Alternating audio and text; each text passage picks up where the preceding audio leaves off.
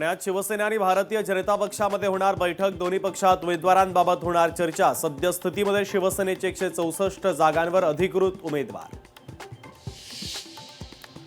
कल्याण डोंबिवली पालिका निवडणुकीमध्ये भाजपचा 8वा नगरसेवक बिनविरोध। 19 प्रभागातून भाजपचे साई शेलार बिनविरोध।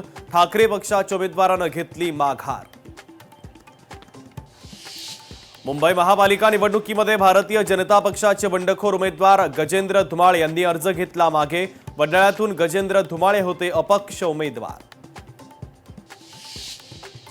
नागपूरमध्ये आतापर्यंत 3 उमेदवारांचे अर्ज मागे। भाजपचे अपक्ष उमेदवार किशन गावंडे यांची अखेर माघार। नांदेडमध्ये रिपाई आणि भाजपचं बिनसलं। भाजपनं आमच्या जागांवरही स्वतःचे उमेदवार दिले। भाजपने युतीधर्म पाळला नाही। रिपाईचा मित्रपक्ष भारतीय जनता पक्षावर आरोप। कोल्हापूर भाजपच्या सरचिटणीस धनश्री तोडकरांनी उमेदवारी अर्ज घेतला मागे। तिकीट न मिळाल्यानं तोडकरांनी व्यक्त केला होता संताप। मुंबईतील प्रभाग क्रमांक 1 मधून सुनीता यादवांची उमेदवारी मागे। आमदार मनीषा चौधरींच्या मध्यस्थीने माघार घेतल्याची सूत्रांची माहिती।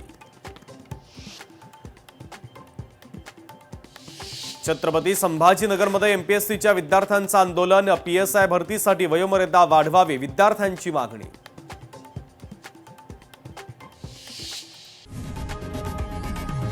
लोकशाही मराठी ऐका, पहा, जागरूक रहा।